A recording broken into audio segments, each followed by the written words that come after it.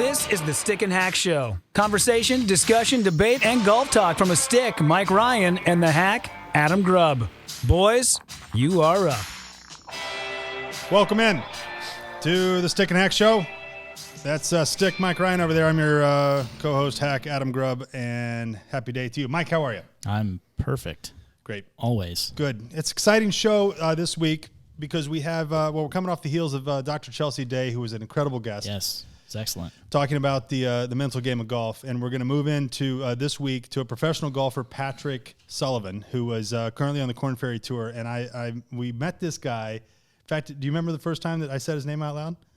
I do. Episode 1. Yeah. It was. I just found him on Twitter. Yeah. And he killed me. He was fantastic. And so he's going to be talking to us today, truly about the other side of the game, because for you or me, thinking that we could golf every single day and have that as a career is the dream of many, right? Yep.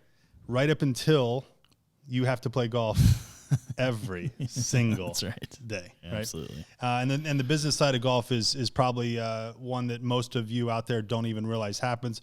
We're hoping to get into that, but he's a journeyman, and he's just a great guy. We had a pre-interview earlier today, and he's pumped and excited. So Patrick Sullivan on the show today in just a little bit.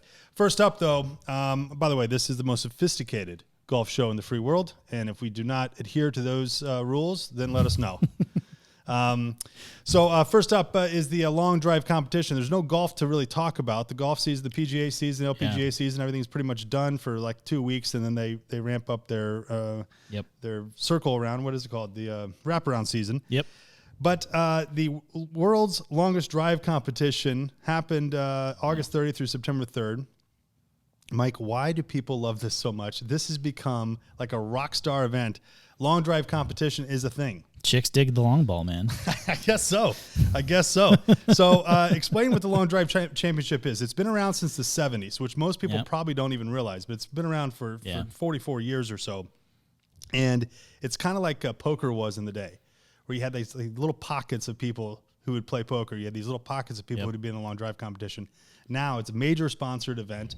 And it's a rock event. It's unbelievable. And these guys, their personalities, like WWE. Yeah, they've definitely ramped it up with the personalities and guys that get up there and kind of put a show on before they, rip it out there 420 yards or whatever it is. So why do you think at this point the world's longest drive competition is in fact the go-to event for this end of September? Is it just because golf is over with, or is it because it's under the lights, people are cheering, there's a whole electric atmosphere? There's nothing else going on from a golf perspective professionally, really.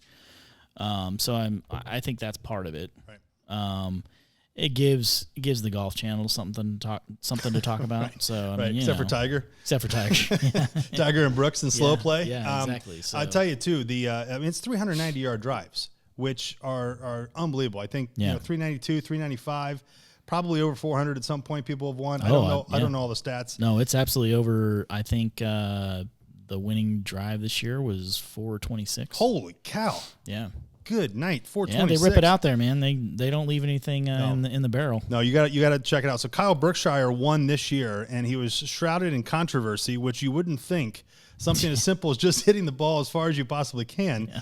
There would be controversy around, but there were rules infractions or concerns of rules infractions. Even in the long drive competition, there's an enormous amount of rules that people can't break. Kyle got into some hot water because of what?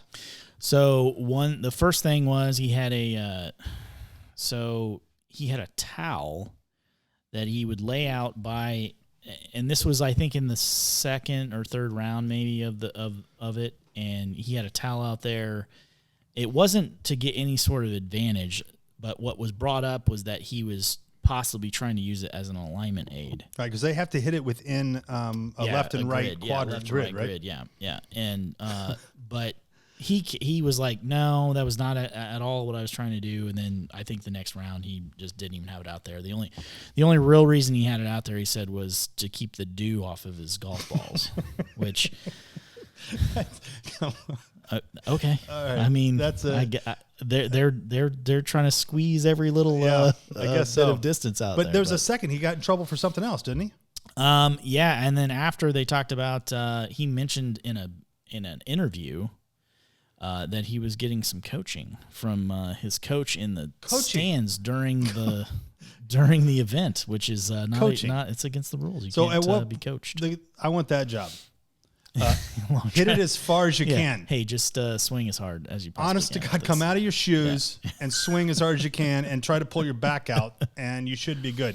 Yeah. So it's just like tennis. You can't talk to your coach to the box. In tennis, you can't get any coaching during your match. You can't do it in the long drive competition either.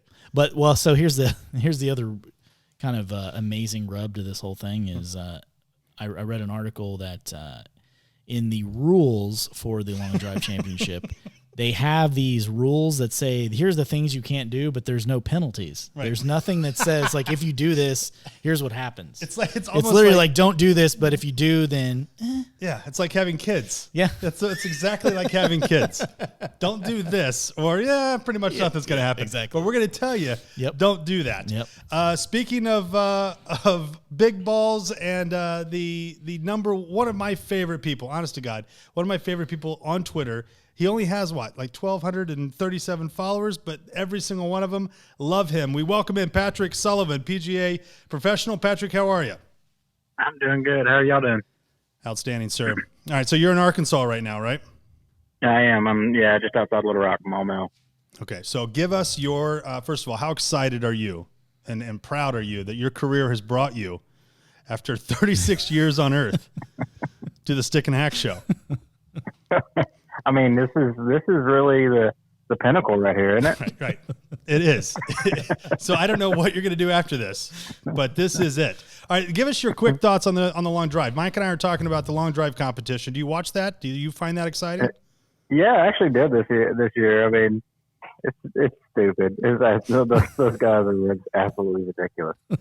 I made a joke to somebody. I mean, I consider myself pretty short, and I joke about it. I think I was like 130th or something in driving distance on tour, and I joke that I'm closer in ball speed to Cameron Champ than Cameron Champ is to them. I mean, it's absolutely ridiculous. All right, so you got to remember the hacks out there don't care about ball speed, but the sticks know exactly what you're talking about. That's right, Patrick. Yeah. All right, so you get out there in that long drive championship. Do you do anything, or do you even make a dent in that? I mean, isn't there like a minimum to get it to the grid? I think so. I think it is. I mean, I think you got hit like 270 or something, but no chance. No, I mean, do you do anything different? I mean, no, I don't think you do. All right, so you are a professional golfer, and you have been doing this for a long, long time, and I think it's fascinating. Mike and I were talking earlier that just the grind of a PGA professional, whether you're in the Korn Ferry Tour, whether you're in the mini tours, whether you're in the PGA, your job doesn't change. You still have to go out and play golf every single stinking day. And for us, that sounds like the dream. For most people out there, that sounds like the dream. What's the reality? Oh gosh. I mean, the reality is, you play golf every day, but it's not, you're not out drinking with your buddies, listening to music. I mean, there's a lot of work. I mean, there's a lot of early mornings, really early mornings. A lot of time alone on the road. I was on the road. By the end of this year, I'll be on the road over 30 weeks. Wow. On the road. Yeah. And that's a long week. You're Thursday through Sunday if you make the cut, right? Yeah, I mean, your travel day is on Monday. And you make the cut, you're playing to Sunday. I mean, you're not home at all for I think I went like 8 or 9 straight weeks without even being home. Right. How do you even pack for that? That's my question, Patrick. That's what I want to know. How the hell do you pack for that? You just do laundry a lot. You get a lot of Walmart trips. I mean, there's just some things fortunately, me being kind of centrally located, we got a lot of Midwest events, so I was able to drive and you just load the car down.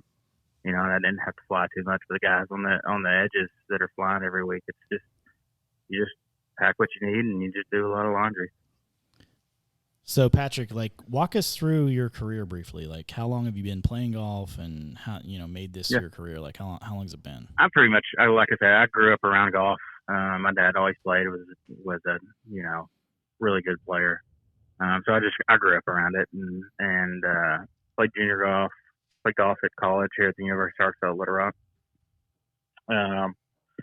After college, turned pro. Played mini tours for about 5 years or so, and then just kind of wasn't making it through. Just kind of going to Q school every year, missing out at first stage. Right. I think I made it second stage once or twice, something like that, and just never really got any momentum. And so at that point, the money runs dry, and so I ended up getting a job working as an assistant golf professional, doing teaching, working. What I call the penalty box behind the counter. That's the answering the phone. We know that position very well. Yeah. Yes. Are there any tee times available at 8 a.m., Patrick? Yeah. Is it raining out there? Well, you live on the 14th fairway. You tell me. So, I did that for about 5 years, and then at that time I had some more help and was just kind of leaning towards maybe going out and trying it one more time, and played mini tours, for another couple of years before I finally made it all the way through Q school 2 years ago and got status. So nice. Now, Titleist is not knocking down your door when you're 24-year-old pro, or 19-year-old, 20-year-old pro, right? I mean, not most people. There's that few select, and not disrespectful. There's the golden child, right? Yeah, right. There's that select few where they're already on them. But for majority of the golfers that are out there that are turning pro, the sponsorship dollars are not there until you prove yourself in your performance. So you're out there, and you're staying at the Red Roof Inns. You're eating a Waffle House, which so far doesn't sound terrible. You're at those places. You're traveling the country. You're playing golf. You're living your dream, and that the next step is going to be the professional tour, and that's where the money is. At what point then did you realize rather quickly this is not as easy or as great as I thought it was going to be? I mean, there's a lot of one moment stands out. I remember playing in Alexandria, Louisiana, and staying at the Motel 6 there. You're just trying to save money. Yep.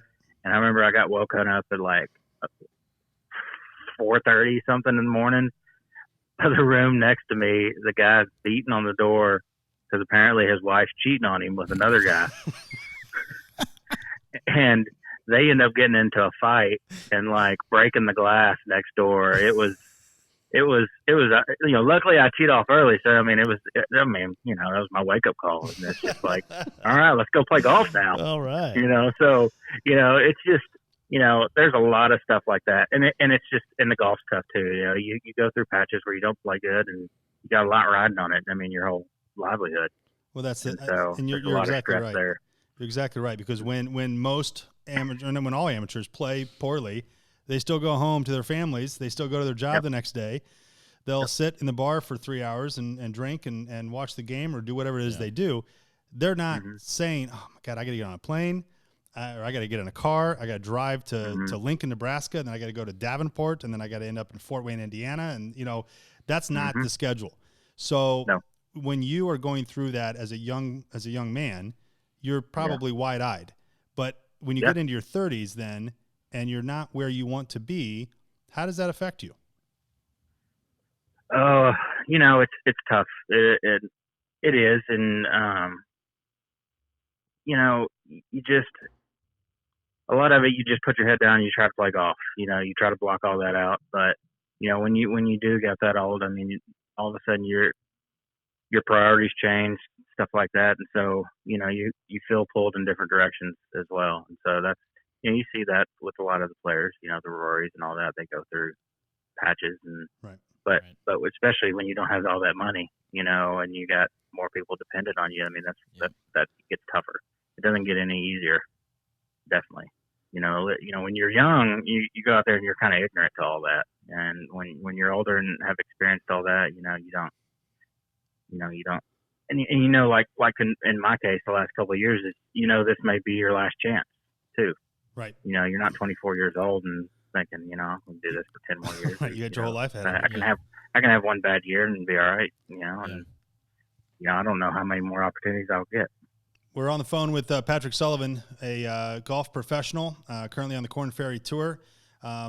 Mike, this is you probably know this, but I didn't realize until I started researching Patrick. And I'm going to talk about you like you're not here, Patrick. Okay, you're not, but you're on the phone. I'm going to talk about you like you're not on the phone.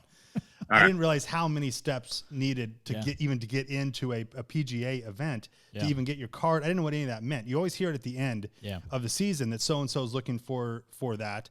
And only then did I realize how many different tours and things had to happen. Yeah. There's not even just you think about like Korn Ferry Tour, but there are other mini tours that a lot of guys frequent. I mean, I know there's a Latin America tour. There's Asia. There's an Asia tour that a lot of guys will go play in. That they try and use that as a jumping board onto the PGA. But maybe Patrick, can you walk us through kind of like what does Q school look like, and then the steps to actually get to the PGA? I think that's something that I think people will be interested in. So, everything now goes through Korn Ferry, so that the actual the path to the PGA Tour you'd have to go through Korn Ferry now. There's other paths, maybe Monday qualifying, win, do something like that, right? Mm-hmm. But for the most part, 99% is through Korn Ferry. Well, to get Korn Ferry status, there's a lot of different ways you can do it. You can Monday in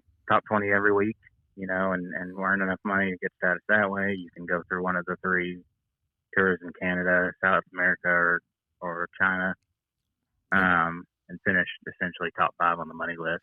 And then there's obviously Q School, which is, has been around for a while. Right. And that's essentially, it used to be 3 stages.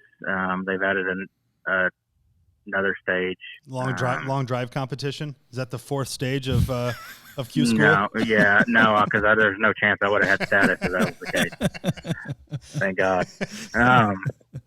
So no, and there's a pre-qualifying stage that most players are exempt. It's mainly just it's for your first time trying to go through Q School, or they're just trying to weed out the guys that are just spending $5,000 because they got $5,000. So it costs money. It costs money to get into these things. I can assume it's out of your own pocket, or out of a booster's pocket, or somebody that's trying to support you. Q School itself is just, I think it's just through pre-qualifying, $2,500 or something like that, I think. And then, just to sign up for first stage, for me, it's $5,000 or $5,500, something like that. Can anybody sign up though? I mean, if I wouldn't, because I'm a you go sign up. Hack. But just write that check. That's it, and then I'm just in, and then I just make a fool of myself. I think well, to be fair, I do think there is a minimum handicap, but that feels like you'll go look at the stages for free qualifying. You'll see some guy. That feels like a show. A little bit. Yeah, that should be a show. I feel like that could be a show that we could film. Patrick's just going to pay for it though. Adam qualify. Adam goes to Q School. What a disaster! I don't even find a parking spot. I'm an hour late because of the time change. I'm all confused. So you've been through that process though many times. So are you immune to that stress, or does it still get to you every single year that you got to go through that process? No, you never get immune to Q School stress. It's the worst stress on the planet. You realize, okay, kind of the best thing that's happened to me is going to the same sites, and you find in the golf courses that you do feel comfortable at or fit your game better. That helps.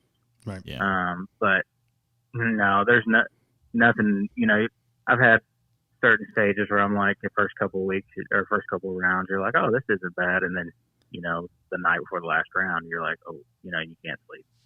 So there's nothing worse than Q School stress. I think final stage, to be honest, is probably, I wouldn't say the least stressful.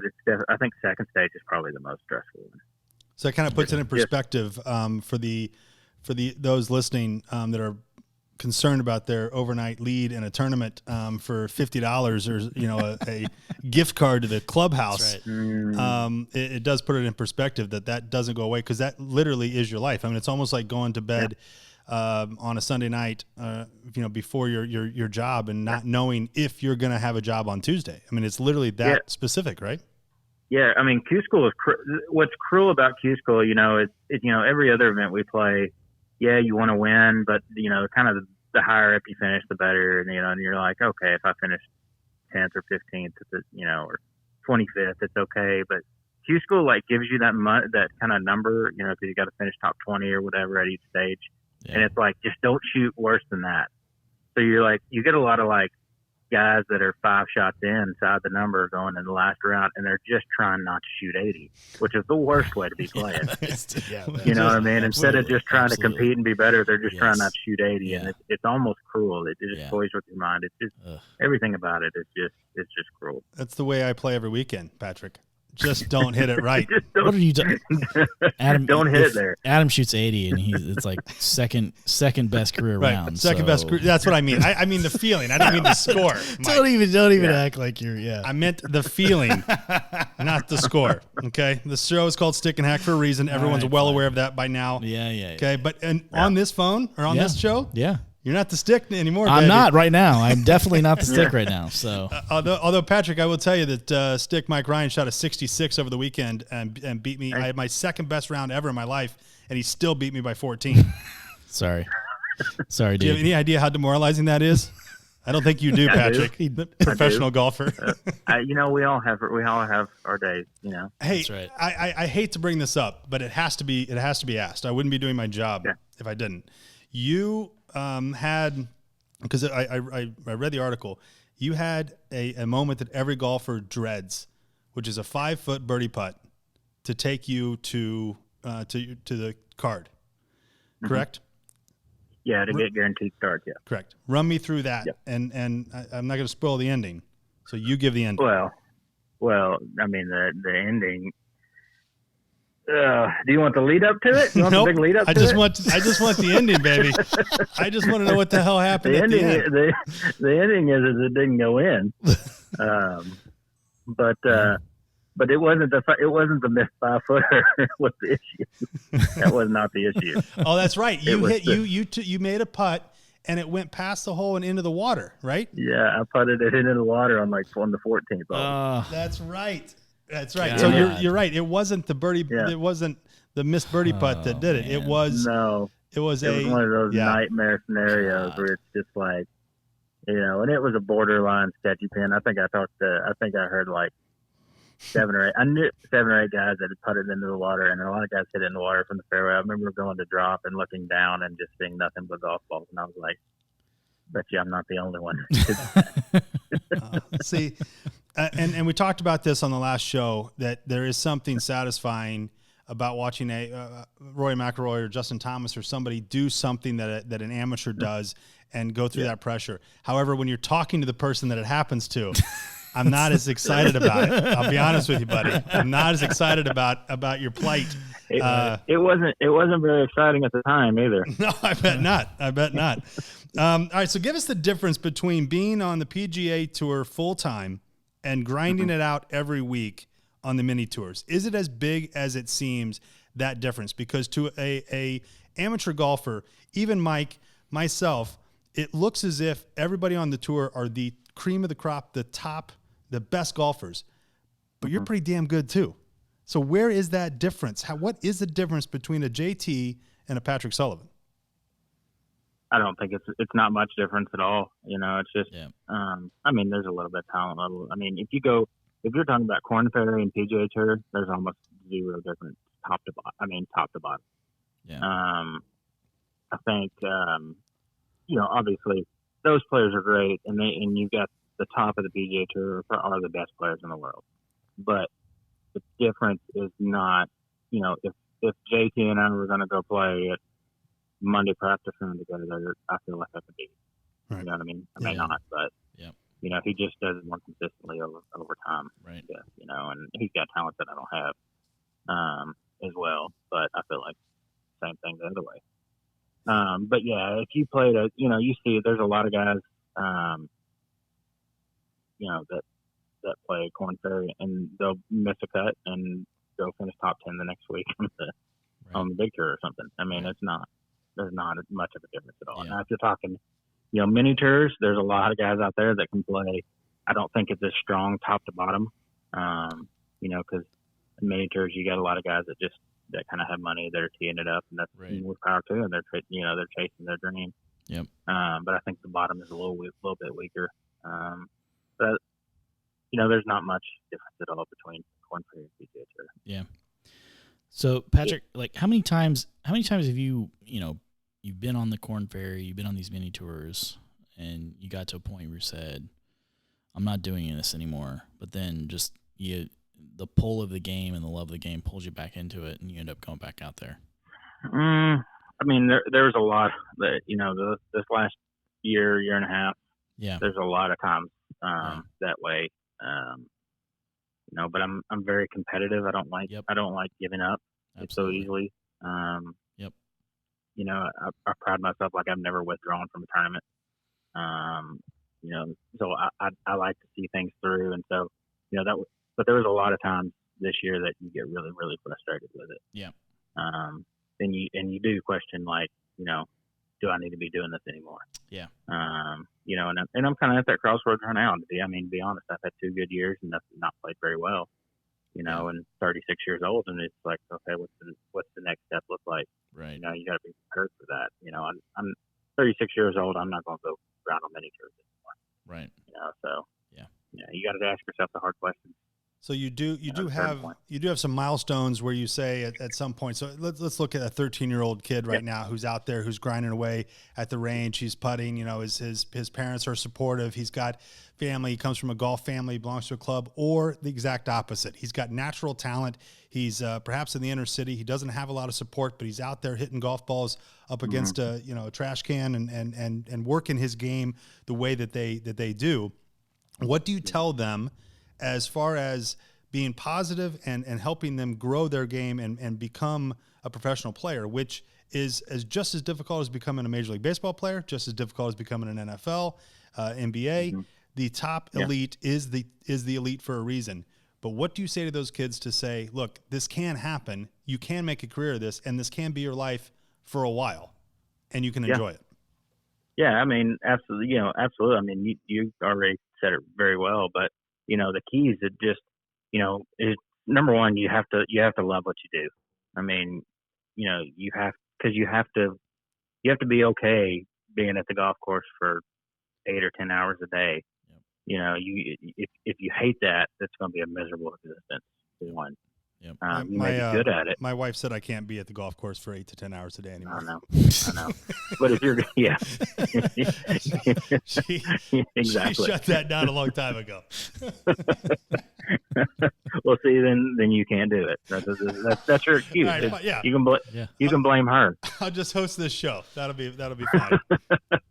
So, I mean, you have to do that. I mean, you can be good, you can be out there, but it's going to be a miserable existence in your life. Your life's just going to suffer because of it. Yeah. So if they love the game, just keep working. I mean, just trying to get better every day. It's not like they got to grow leaps and bounds. I remember talking to Ben Crane about, he was played on Oregon's college team, wasn't a world beater, and he just said his goal was to just get a little bit better every year. And just every year be better than, the year before.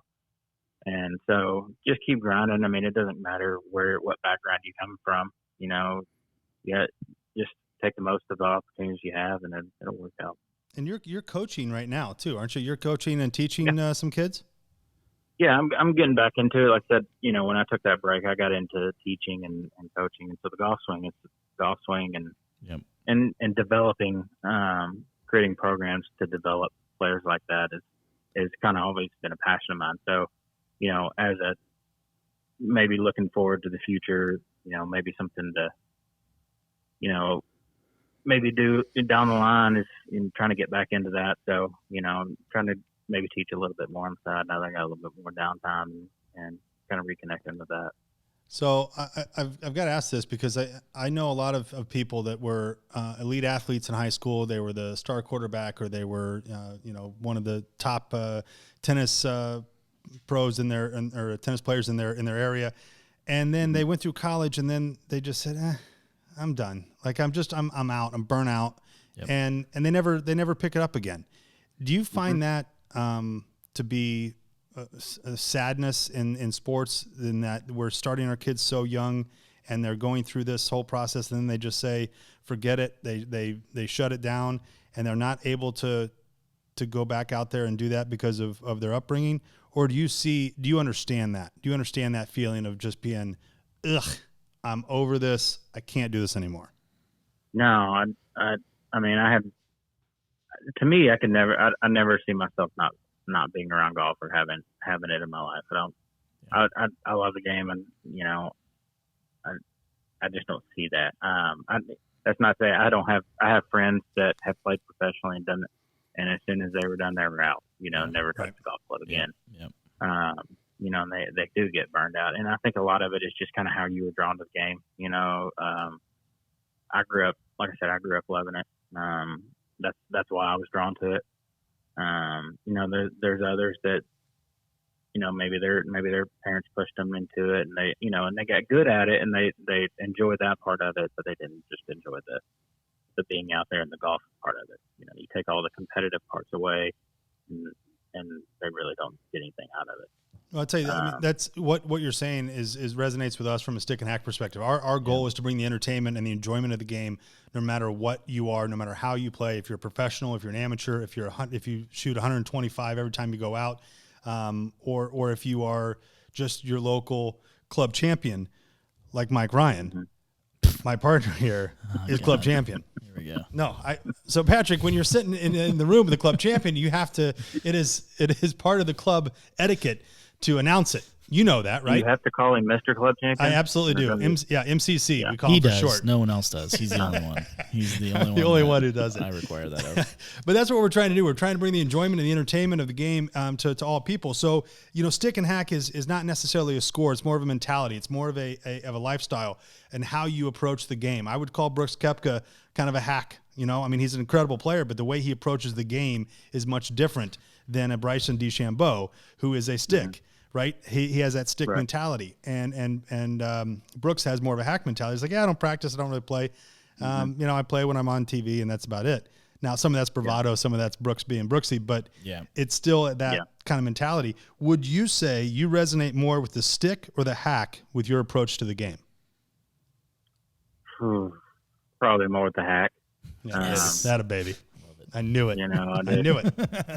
You know, I mean, give you an example, you know, after being on the road all those weeks, you know, you think I would just want to come home and not touch a golf club. What I do, I drove up to Seattle and hung out with my buddy, and we played golf every day. Right. You know, I mean, it's just like, you know, and you brought up like Bryson is, you know, would Bryson love the game if you took away the science aspect of it and he was just out there playing on a weekend and not figuring it out? Right. You know, why? Maybe that's why he's drawn to the game, is that just it engages the brain in certain ways. You know, I just love the game. I love playing. You know, I love being competitive, but I can find competitiveness in any situation. Yeah. You know, it doesn't have to be playing for, you know, hundreds of thousands of dollars. Right. That's great. Well, it's been a joy to have you on the show, Patrick. Patrick Sullivan, PGA golfer, a golf professional. Just the close up questions here. These come from our members. And if you're not a member yet, Patrick, please become a member, stickandhack.com, and become a member. Okay. It's free. It's free, and you get free stuff. No charge. And we know that you want free stuff. Okay. Yeah, we'll send you a hat, Patrick. Yeah. That's done. All right, I'm taking out of Mike's salary, but you're going to get a hat. So it's in the negative? Yeah, negative. Negative now? Is that what we're doing? All right, cool. We're negative. All right, what would Stick and Hack members be surprised to know about the life of a professional golfer? What would surprise them about you, not just necessarily your life, but the life of a pro golfer? Man.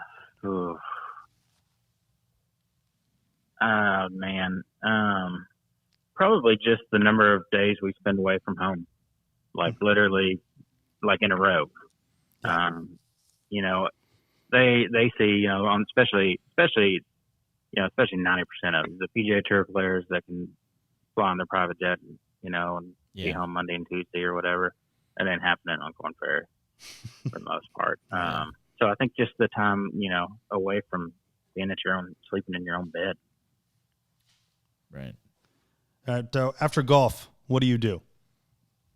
So after this is all done, What do you do?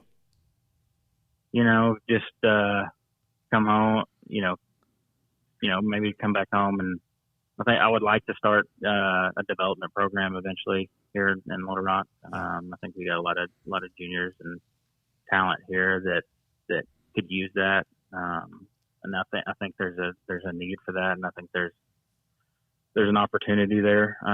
So I'd like to kind of give juniors a chance to have a very structured program, something that I didn't necessarily have, and kind of had to figure out for myself, and maybe give them a little bit easier path to that, but to maybe playing at higher levels. Well, it's that is the giving back. I mean, you look at your career and you say if it's all brought you all to that day where you can teach and bring your love of the game to somebody else and to another kid, would you say that your 25-year career was worth it? Oh, absolutely. I look back and I've enjoyed every minute. Yes, it's been frustrating. It's been really stressful at times, but I wouldn't do it if I didn't enjoy it. Yeah. The question people give me is, do you love what you do? And it's a hard thing to answer because they're thinking of it like as a perspective of they love to go play golf. You know what I mean? It's like, yep. You have jobs that, certain jobs you love, but they're not every day's easy, and there's some days you just come home and you just want to quit, but overall, yes, I do love what I do, but I also I love the challenging times as well.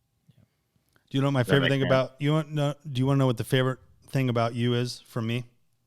What's that? Watching you get in Twitter arguments with with golf professionals and TV personalities. The problem when you have so much downtime on the road is that's all there is to do. You never change, Patrick. Yeah, never change. Never.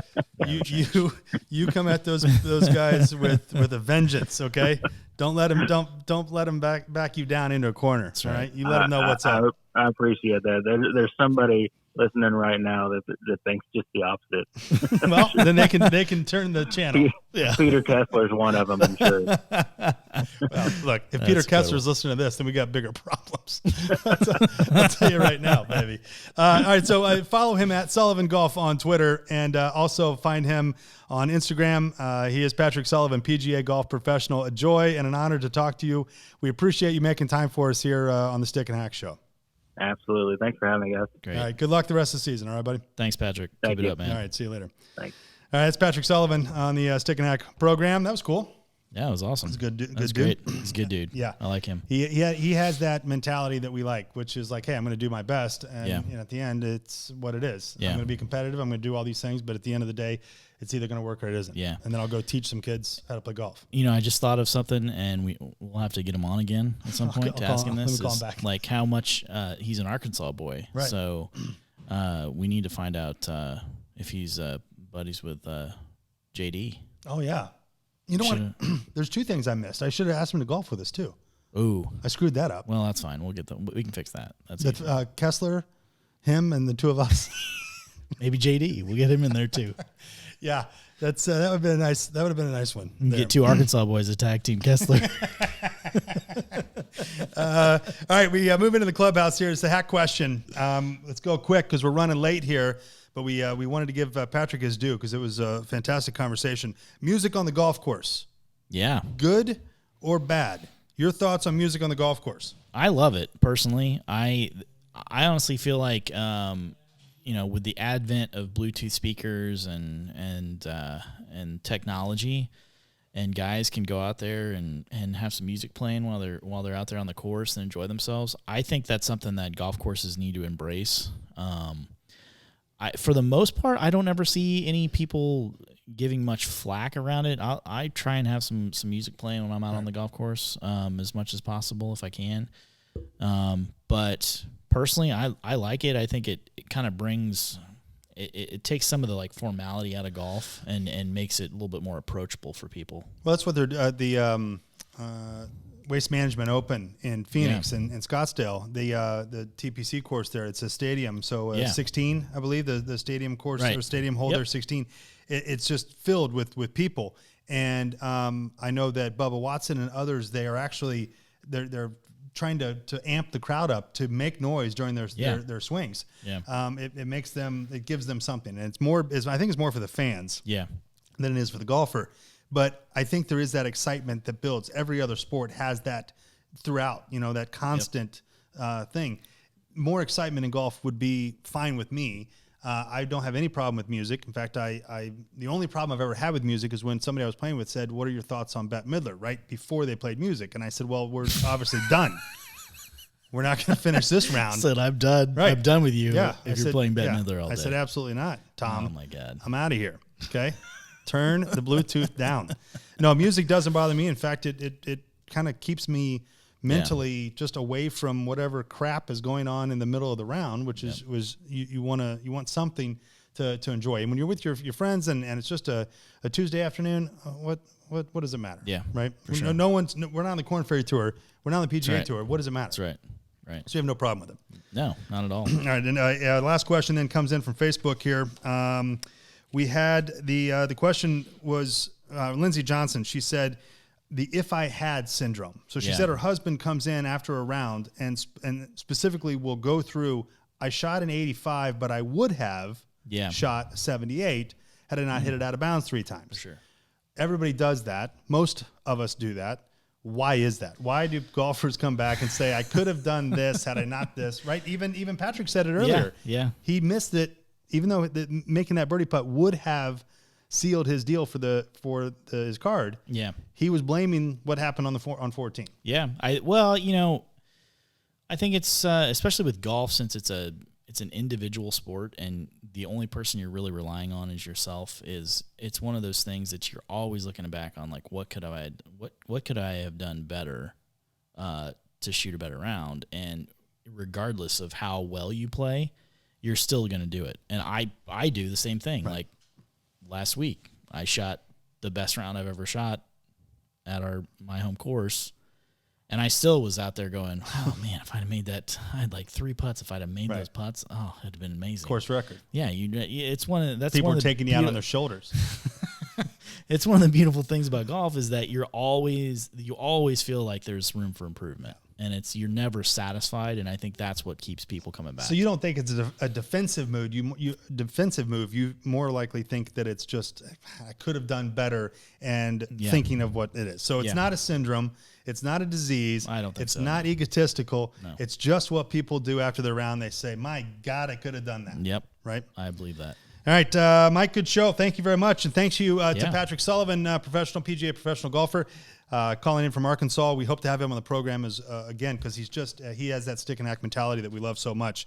Go to stickandhack.com and read the different perspectives on golf, if you would, please. Stories, including one Diary of a Hack, the thoughts of a madman. I don't know if you've read that yet, Mike. Yeah, you are a madman. It's not me, baby. Oh. Well, it's a hack. The Diary of a Hack. It ain't me. Okay. It's Hack Mulligan. Fine. It is not me. I believe you. Do you? No. And go to stickandhack.com for free membership. You get free stuff, and you become instantly a member of the world's best golf club without the golf course.